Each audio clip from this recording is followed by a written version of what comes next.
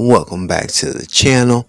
Hope you're having a wonderful day and it continues to stay that way. I'm your host, the Verbal Alchemist who can turn words into straight gold, Furiwana. Before we get into this video, likes and comments are always appreciated. And if you like what you see, maybe drop a subscribe for more content just like it. So, after solving the G cipher on Firebase Z, you learn that there is a traitor within the Requiem group. And today I want to go over and at least give one reason for why each character in the group could be seen as the suspect, and I'll save who I think is the main suspect as my last person. And there's only like 6 people in Requiem, so this won't be a very long video. But the people that are suspects right now are Sigourney Weaver and Carver and Strauss and the director and the operator, which is you, and Elizabeth Gray. The only person who isn't a suspect is Raptor 1 because he's a pilot and he's too fly for all that spy shit. But now that we know who our suspects are, let's go and give a reason for each. And starting with Elizabeth Gray. There's not too much that can be said about her, but the reason she would be a suspect is because, one, she was just randomly thrown onto the Requiem group out of nowhere. So who was the higher up that just randomly did that and assigned it to her? But on top of that, during World War II, the Russians were allies of Britain. So who's to say that the British don't still have an ally force with the Russians? And she's not there in Requiem just to feed information to them undercover. But also, she has been known to have 2 monkeys or do experiment with monkeys, and monkeys pop up on D Machine and in the new Outbreak mode. One has something to do with her, and that's the one on Outbreak where you have to, have the monkey and the escort machine and do all that. And the other one is the ghost monkeys on D Machine, but if you peep a particular monkey in if you peep a particular monkey in Firebase Z, it looks just like the one that can be found in the Outbreak mission. But also, when you're going to do the defense on the second small map that's like the size of Nocturne Totem on the Outbreak mode, if you go into the kitchen, you can see a monkey sitting up on top of the refrigerator. And right now, she's the closest person we have to anything to do with that monkey stuff. But I just went on a tangent and I digress. On to the next one. The operators, which is us. In Season 2, we're getting Samantha Maxis as an operator, which shows the operators are important to the story.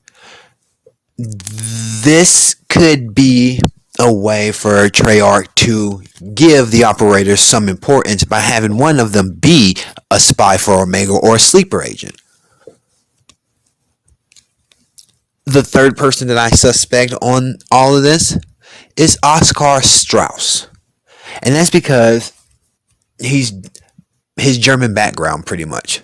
The Omega Group might have wanted, scientists who worked at the facility while the Germans were doing the experiments. Or he might be playing dumb and blind and buying his time for Omega to see if the Americans can come up with more breakthroughs than what Omega has. But it's right now Omega has it all. But also, it was said that in the new Kino remake, it's going to be focused on the Germans and what they're doing. And it makes it come off as if the Germans were trying to get in the good graces of the Russians by helping them on the Kino remake. But that's just speculation that I've heard from other YouTube videos. I'm not going to go too much into it, but yeah, that's just something to sit there and think about. The next person is Carver. Now, there's not too much known about Carver and his past, which right there is the real main flag. But he also alludes to having a past in Die Maschine, but doesn't want to say anything about it. So that's all there is on him. The next person is the director. The director. And that's because an audio log shows even Requiem agents, I think it's not Carver, Weaver, they don't know too much about who the director is, and they haven't even seen any inklings. They haven't seen the director in person, so that's why they themselves suspect the director might not be somebody they can trust. And based on all the information, the director is somebody in high power, but you never see him, but he gives all the commands. And he could be just leading the Requiem group on a wild goose chase, trying to help Omega. But I digress from him, because we don't even know too much about the director, and we'll learn more about him in the future. Now, as you can see, we've made it to the end of the video, and the person who I suspect to be the spy within Requiem. But before we get to that one, thank you all for coming and watching the video. Make sure you like and comment. And, if you like what you see, drop me a sub. But I'm just over here padding out the video, which I said I would never do. But let's get to it. The last person to be suspected in Requiem, who I think it is Sigourney Weaver. Now,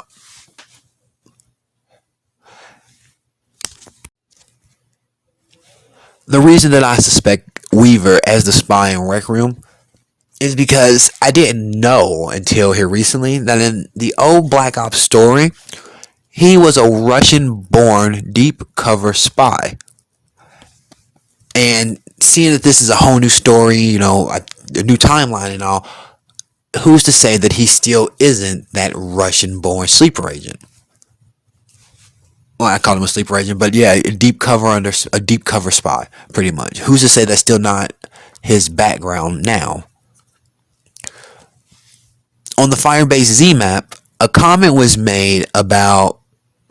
It was a comment that was made between Weaver and Carver, or Weaver and Strauss.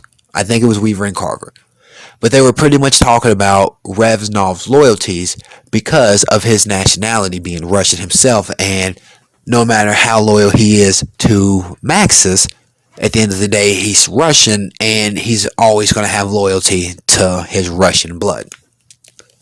With that being said, who's to say that that same concept can be applied to Weaver? Yeah, think about that one. But the next one, this is the big one, my final piece of info that makes me think he's the spy. Okay, the way Kravchenko wanted Dr. Peck to prove his loyalty to Omega was by having him pretty much have one of his eyes gouged out.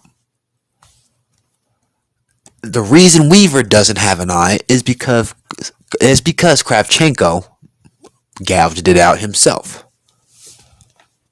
But why did he gouge out his eye, for one?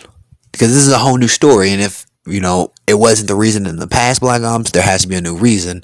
But two, how do we know that the reason he got his eye gouged out wasn't because he was showing his loyalty to Kravchenko and his group, and this was a double whammy, him showing his loyalty, but also showing that he's going to take pain or punishment for the Americans for them to trust him. And plus, there was that whole thing with Mason being, a sleeper agent, and they suspected Weaver also. So, there's a couple things from the past that were Easter eggs in Cold War zombies, like the whole Mason, the numbers, him being sleeper agent. That's all still Easter egged in the game, so it might still hold true to some extent. But that's all I have for you, ladies and gentlemen.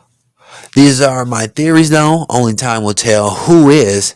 Maybe it's somebody we know. Maybe it's somebody we haven't met yet.